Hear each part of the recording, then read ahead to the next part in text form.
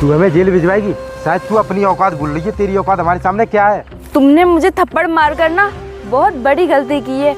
एक दिन मैं इस थप्पड़ का बदला ना मैं तुमसे ज़रूर लूँगी और फिर तुम्हें बताऊँगी कि तुम्हारी औकात क्या है और मेरी औकात क्या है।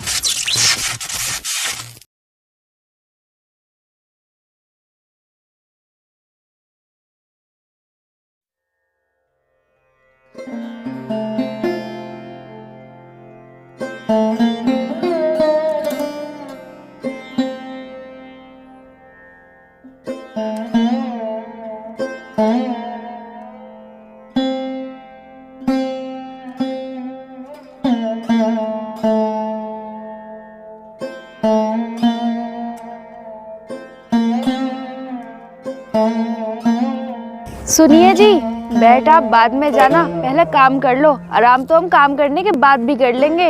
अरे मिस्टी, आराम? हम गरीब लोगों की ज़िंदगी में कभी आराम नहीं होता। हमारी ज़िंदगी में तो काम ही काम है और हमें सारी ज़िंदगी काम करना पड़ेगा। और रही बात बैठने की, तो हम ज़िंदगी को नहीं रोक सकते, हम काम को रोक सकते हैं, इसलिए मैं बैठ गया। देखो जी, आप बिल्कुल ठीक कह रहे हो, लेकिन हमें ज़िंदगी जीने के लिए काम तो करना ही पड़ेगा। अगर हम काम नहीं करेंगे तो हमारा गुजारा कैसे होगा? अगर हाँ तुम्हारे बैठने से हमारा गुजारा हो जाएगा तो वहाँ बैठ जाओ। हाँ मिस्टी, काम तो करना ही पड़ेगा। चलो हम ऐसा करते हैं, इस काम को जल्दी से ख़त्म कर लेते हैं, फिर घर चलेंगे।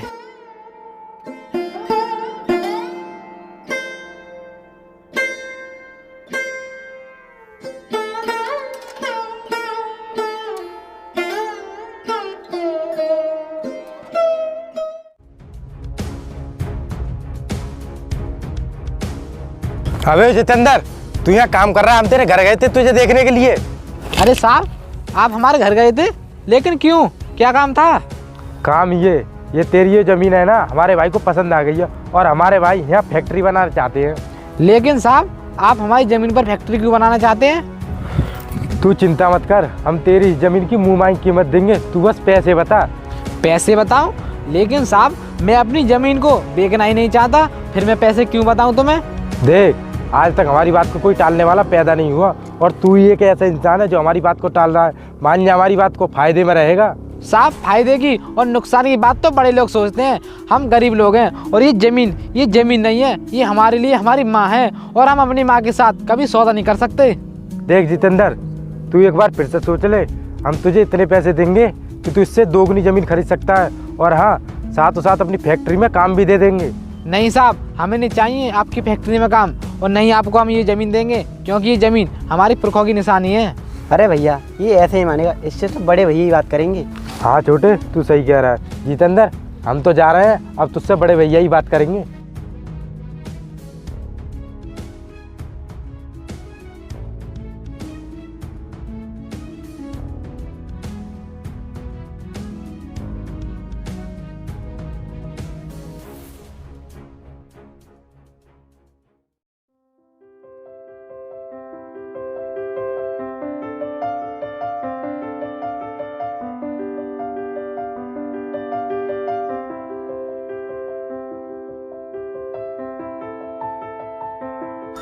अरे मिस्टी, अब तुम ऐसा करो, तुम खाना बना लो, क्योंकि बहुत तेज भूख लग रही है। ठीक है जी, मैं खाना तो बना लूँगी, लेकिन घर में सब्जी नहीं है कुछ बनाने के लिए।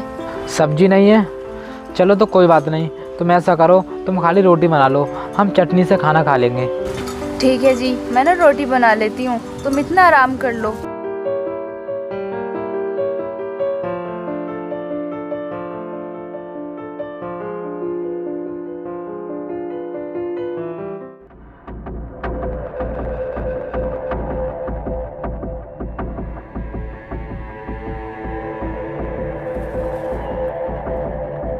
हाँ भाई जितेंद्र, क्या बात है? क्या है तेरे मन में? क्या साहब, मैं कुछ समझा नहीं। क्या समझ में नहीं आया? सुबह मेरे भाइयों ने तुझे इतना समझाया, लेकिन तेरी समझ में नहीं आया। साहब, इसमें समझने वाली क्या बात है? मैंने आपके भाइयों सुबह ही मना कर दिया कि मैं अपनी ज़मीन नहीं बेचूंगा, तो नहीं बेचूंगा। देख, तू हमारी बात मान ले, फायदे में रहेगा, क्योंकि आज तक हमसे मना करने वाला कोई पैदा नहीं हुआ, समझ गया? देखो साहब, वो ज़मीन हमारे बाप दादा की निशानी है, वो ज़मीन मैं कभी नहीं बेचूंगा। अच्छा, तो इसका मतलब ये है घी सीधी उंगली से नहीं निकलेगा, उंगली टेढ़ी करनी पड़ेगी, तभी तेरी समझ में आएगा। देखो साहब, चाहे आप अपनी उंगली टेढ़ी करो या सीधी करो, लेकिन मैं अपनी ये ज़मीन जीती जी कभी नहीं बेचूंगा। भैया मैंने कहा था ना इसके अंदर बहुत अकड़ है, आपने देख ली ना इसकी अकड़, अब इसकी अकल ठिकाने लगानी पड़ेगी। हाँ छोटे, तू बिल्कुल सही कह रहा है, इसकी अकल ठिकाने लगानी पड़ेगी।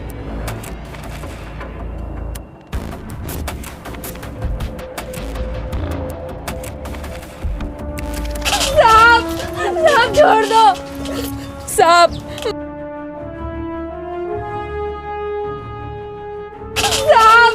साहब छोड़ दो साहब, मैं आपके सामने हाथ जोड़ती हूँ, मेरे पति को छोड़ दो साहब। तू अपने पति को बचाना चाहती है ना, तो बोल उससे, वो हमारी बात मान जाए। ठीक है साहब, मैं भी बोलती हूँ अपने पति से, वो आपकी हर बात मानेंगे। चल ठीक है। रुको रे, चल बोल। सुनो जी, आप इनकी बात मान जाओ, ये जैसा कहते हैं आप वैसा करो, वरना आपको जिंदा नहीं छोड़ेंगे। मिस्टी, तुम ये कैसी बात कर रही हो? वो ज़मीन हमारे बाप दादा की निशानी है, फिर वो हम ज़मीन इन्हें कैसे दे दें, तुम ही बताओ। और वैसे भी उसी ज़मीन से हमारा गुजारा होता है। देखो जी, जान है तो जान है, अगर आप जिंदा रहे तो हम कहीं भी कमा के खा लेंगे। ठीक है मिस्टी, जब तुम नहीं मानती तो उन्हें ज़मीन के कागज़ ला कर दे दो। ठीक है जी, मैं भी लाती हूँ।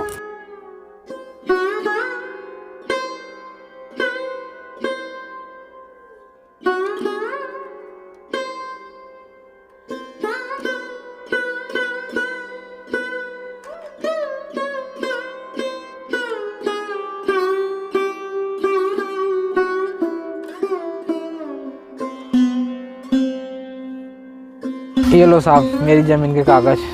अब आया ना ऊँट पहाड़ के नीचे, अगर तू पहले मेरी बात मान जाता तो तेरा ये हाल नहीं होता। भैया अब अपना काम हो गया, अब हम इसकी ज़मीन पर अपनी फैक्ट्री बना सकते हैं। हाँ छोटे, अब होगा हमारा सपना साकार। चलो।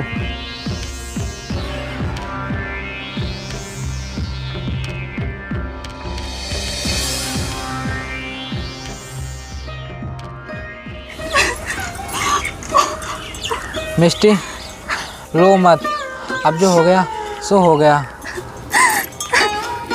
क्यों ना रहूं, जो जमीन हमारी सहारा थी वो इन गुंडों ने छीन ली, अब हमारा गुजारा कैसा होगा? मिस्टी, रोने से कुछ नहीं होगा, अब होगा कुछ करने से। मैं ऐसा करता हूँ, कहीं काम देख कर आता हूँ, अगर कहीं काम मिल जाए तो, क्योंकि कल से हम दोनों काम पर चलेंगे। देखो जी, काम देखने बाद में चले जाना, मैंने खाना बना लिया है, पहले आप खाना खा लो। ठीक है मिस्टी, ले आओ खाना।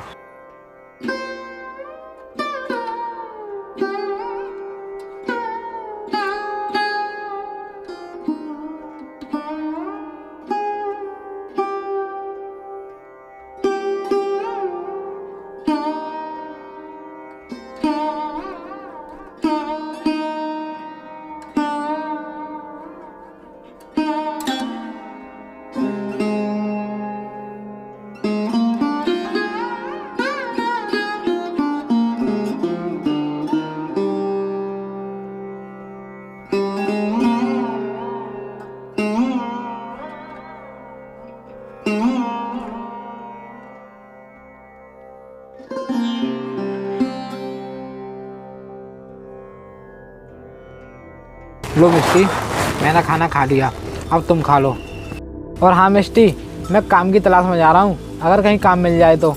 ठीक है।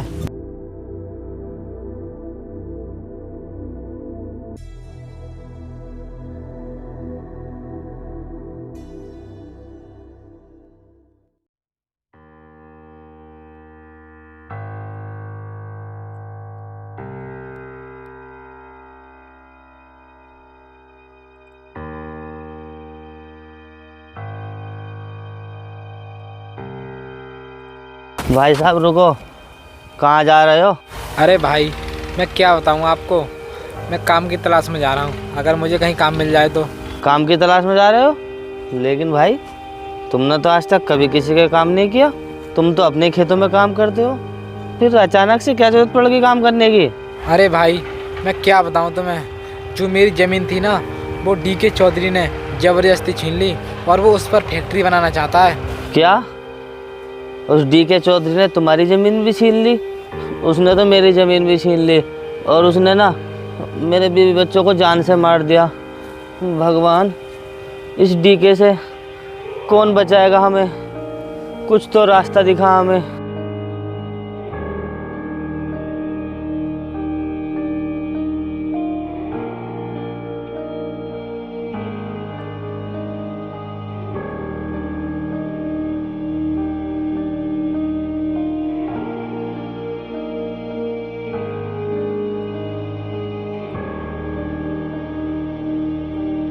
अरे साहब नमस्ते।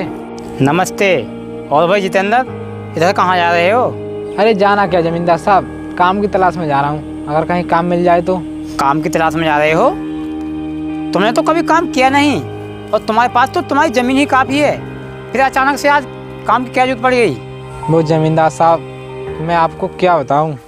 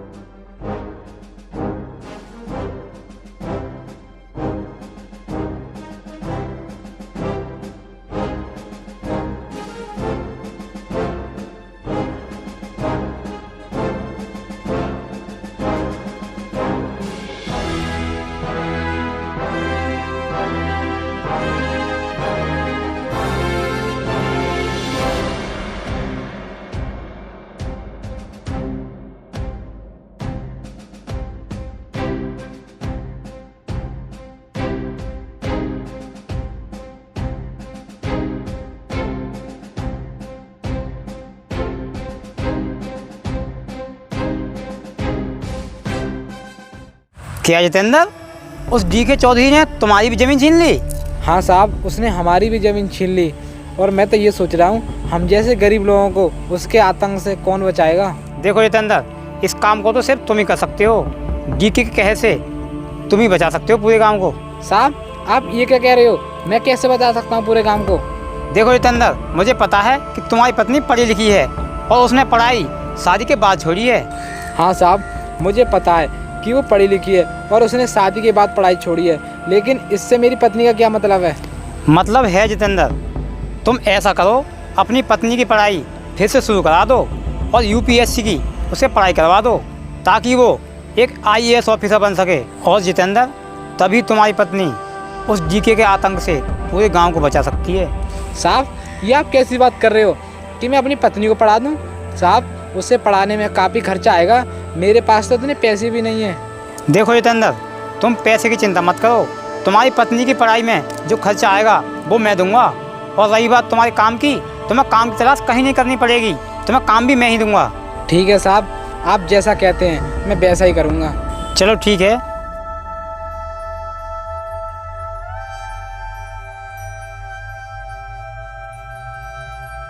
ये लो कुछ पैसे और तुम अपनी पत्नी का एडमिशन करा देना और कल से मेरे काम पर आ जाना। ठीक है साहब।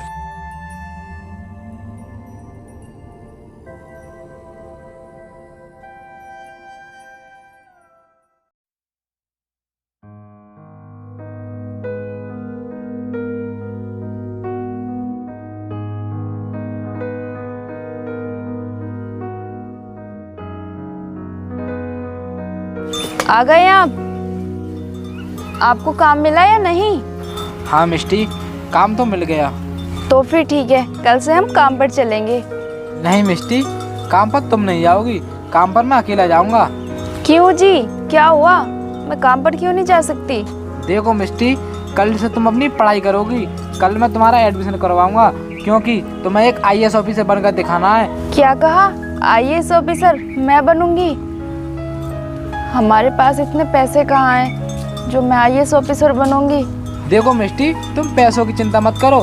जो अपने गांव में भगवान सिंह जमींदार साहब है ना, उन्होंने मुझसे कहा था कि तुम अपनी पत्नी को पढ़ाओ और जो भी खर्चा होगा वो खर्चा सारा मैं करूंगा। क्या भगवान सिंह साहब ने मेरी पढ़ाई का खर्चा उठाने के लिए कहा है? फिर तो जी मैं ज़रूर पढ़ूंगी और आपको एक IAS ऑफिसर ज़रूर बन के दिखाऊंगी। ठीक है मिष्टी, अब तुम आराम करो। कल सुबह मैं तुम्हारा एडमिशन करवा दूंगा, ठीक है? ठीक है जी।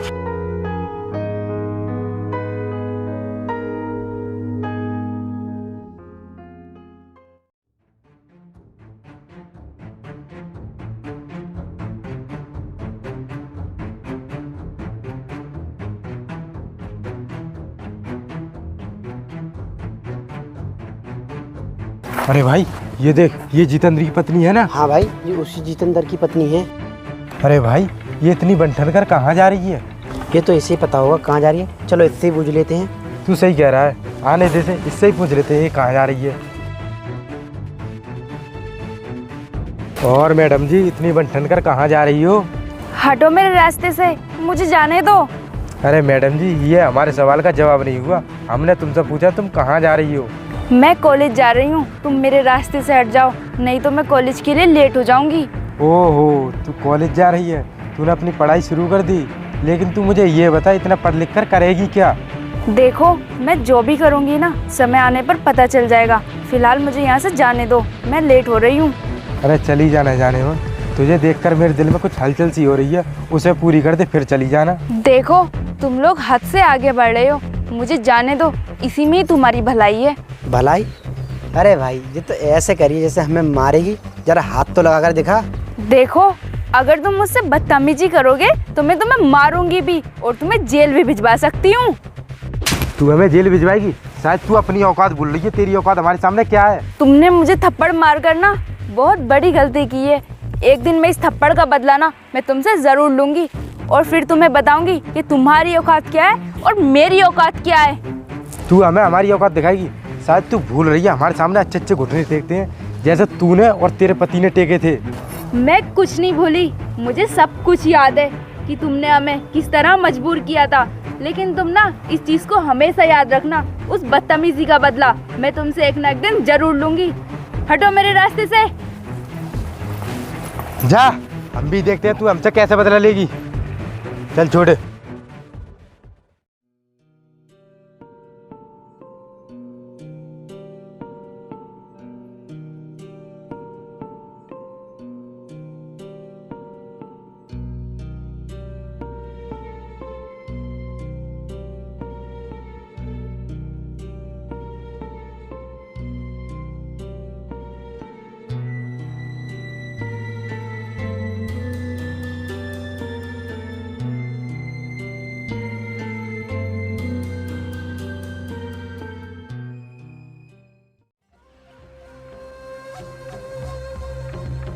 भैया हमारी फैक्ट्री सील हो गई।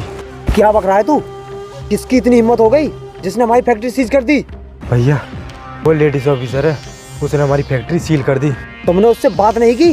उसके आगे पैसे नहीं फेंके? उसके आगे पैसे फेंक देते हमारी फैक्ट्री बंद नहीं करती वो। भैया हमने उसे बहुत लालच दिया, लेकिन उसने हमारी एक नहीं मानी, क्योंकि वो कोई और नहीं जितेंद्र की पत्नी है। क्या जितेंद्र की पत्नी है? वो एक IAS ऑफिसर बन गई? चलो उससे हम अभी बात करते हैं, चलो मेरे साथ।